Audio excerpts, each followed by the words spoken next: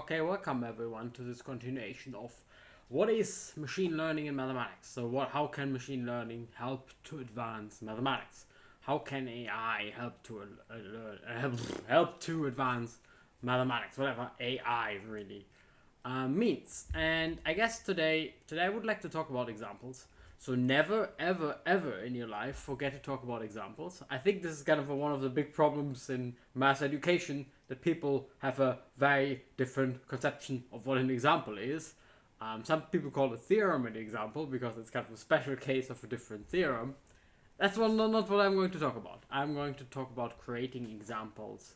Yeah, essentially creating examples for having an idea what's going on. Yeah, and it's kind of a broad idea of conjecturing, kind of advancing your own understanding, and of course then humanity's understanding of mathematics. But anyway, let me say that again. I know I sound like a broken record, but please do not forget the examples. Yeah. So a lot of people write papers and there's not a single example. Not a good idea. Just put an example somewhere. But anyway, that's like off topic. So let's look at the example. Well, examples please. That's essentially just what I said. So examples are like really important. So most research mathematics is based on people doing a lot of examples. What example means is concept kind of depends on the situation, right? So whatever an example is for someone studying category theory is something different than for someone studying whatever differential equations. Yeah, it's a very different type, a different flavor of example. But people kind of look at examples all the time, and it's like really important to do them. That's a slightly different thing than what I'm going to talk about today. It's a slightly different flavor. I'm more looking at examples of a certain pattern to kind of make a more precise statement what that pattern is supposed to be. Yeah, so we'll see what that is.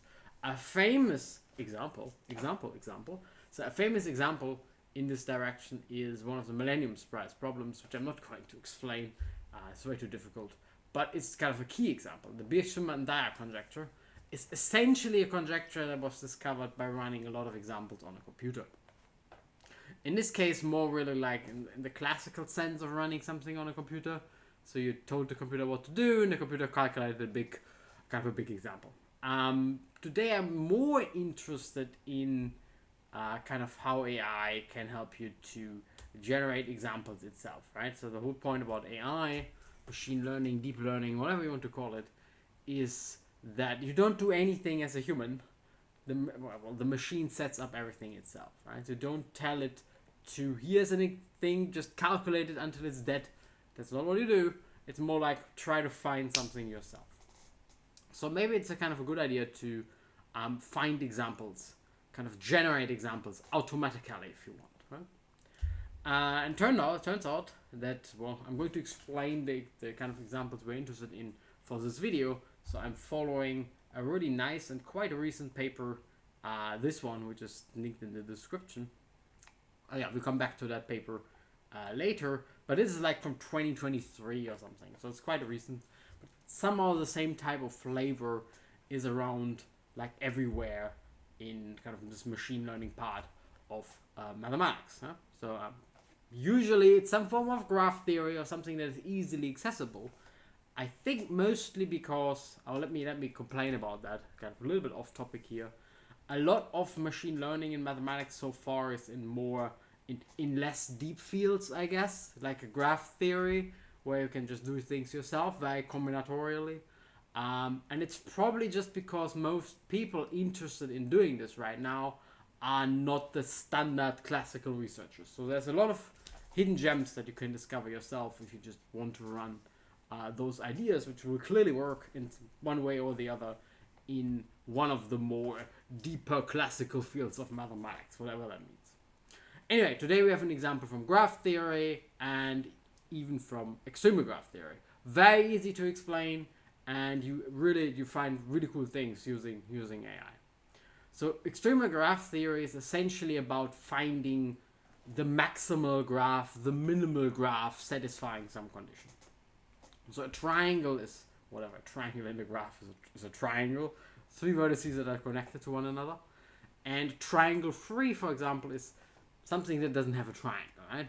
And you can try to kind of ask an optimization question. What is the maximum number of edges a graph with n vertices can have so that you don't have any triangles? Yeah? And then the solutions to that are usually called kind of the extreme type of graphs. So here are the kind of examples. One vertex, well, you can't do much. Two vertices, you have two different graphs, and the maximum number of edges is just a connected one. Yeah, here. For 3 vertices, whatever. For 4 vertices, whatever. 5 vertices, 6 vertices, and so on and so on and so on. And you're looking for kind of the maximum number of edges for fixed n, such that condition holds. In this case, triangle free. So we don't like those guys. We hate triangles. Mathematicians hate triangles. This will probably never be a breaking news. Anyway, so kind of these are the type of questions extremal graph theory is interested in. And it started roughly in the 1940s with a famous theorem which I'm going to recall in a second. And nowadays, there are like many questions, and turns out that these extremal questions are usually quite difficult. And yeah, so how do you optimize that is not so clear, and even a single modification of the question you see here, which I'm going to answer in a second, which was this kind of the theorem that started the theory, kind of a slight modification already, and it gets very difficult. So maybe you can use the computer to kind of generate near optimal examples, so you get an idea actually what the optimal example could look like, and then you can go and kind of prove it. And that's kind of the idea we have. Right, so the optimal solution in this case is just a bipartite graph on how many vertices. So bipartite just means you have two different colors, and the red ones are only connected to blue but never to red. So red is never connected to red, blue is never connected to blue, but red is connected to everything blue. Yeah, and this bipartite immediately forces that there is no triangle, because what would be a triangle? Well, a triangle would be I start at red, I go to somewhere blue, I go to red, but then I need to go to the start point again, but it doesn't work because it's bipartite. So I need to go to blue first and then to red, right? So I have a foregon here, a square. So that's why this is triangle free. Kind of easy to see that this is triangle free. And well, the theorem then, it is usually called Mantel theorem, says that these are the extremal graphs in this case, and you can just count the number of edges, and yeah, whatever. So the extremal graph is this guy, and our little function, kind of the maximum number of edges, is this one here. So fn, the maximum number of edges function, let's call it f, would be whatever, n squared over 4, choose, so a floor. Simply because this easy example here is kind of the optimal graph. Right? Kind of that's what we're looking for. We look for the extreme graphs under certain types of conditions. And it turns out, if you make this question a little bit more complicated, not just triangle free, but you ask for triangle and square free, which is not much more, right? You just ask, instead of just having no triangles, you also ask having no squares. Turns out that this is already like an open question for a long time, and that's what they, this paper which I'm going to pull up again, they kind of address here in this really nice neural network type fashion, right? Finding increasingly large extremal graphs with alpha 0, for example, and taboo search. So extremal graph is exactly what we just did here. So circle 3 is the triangle, circle 4 is the square, and fn is a function of like the maximum number of edges not satisfying this condition.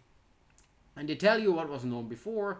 They know, essentially we know that this function fn grows like n over square root of n, and then some scalar, and the scalar is bounded between 1 over 2, and this is roughly 0.35.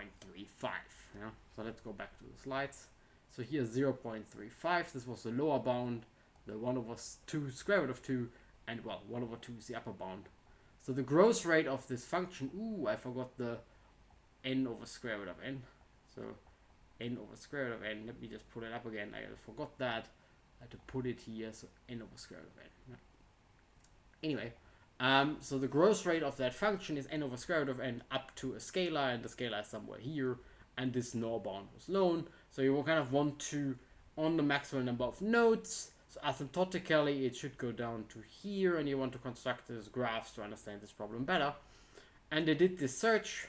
The state of the art was the one before, so people did that by hand essentially, also with computer help, and they're doing better eventually. So a neural network, a pretty simple one actually, based on, as they write here already, based on something that was already known before, essentially, found those graphs, right? So it's kind of a beefed up version. It's essentially, again, reinforcement learning and a graph neural network. It's pretty easy, pretty good idea, and you get pretty good results. So you improve the state of the arts without too much effort. It's not so difficult, right? You can essentially do it yourself. It's just kind of the nice thing about machine learning in mathematics is that if you read those papers, it's really like those I could have done that myself moments, which is not really true, but you kind of have the feeling that it's not so difficult. Maybe there's a problem out there where you can actually do it yourself, which is kind of what makes this so interesting, right? And they show you examples of those, and of course I should show you examples as well. In the paper it's a little bit nicer because the picture is a bit bigger, so let's just go there. So here, n number of vertices, fn number of edges, and one of the optimal graph containing neither a triangle nor a square. So here, for example, for 9 vertices, this thing contains neither a triangle nor a square. As you can see, every type of face that you see here is bigger than a triangle or a square. And if I would put another edge here, let's say I would put an edge here, yeah, we will see here is already a triangle. So this is kind of an optimal type of graph, and this is like, well, 9 vertices, you can do that by hand, but eventually the number of graphs is so large that you can't do anything by hand anymore, and the problem was so difficult that it's not easy to find good examples, and this is exactly this is breakfast for a computer, because as you can see here, there are some patterns, but they're maybe not obvious, and this is like where neural networks can be very helpful, right? If you have a problem where there should be some pattern, but you can't quite describe it because it's a bit too complicated, that's where a neural network might be helpful in 2025. Anyway, I hope you enjoyed this video, and I also hope to see you next time.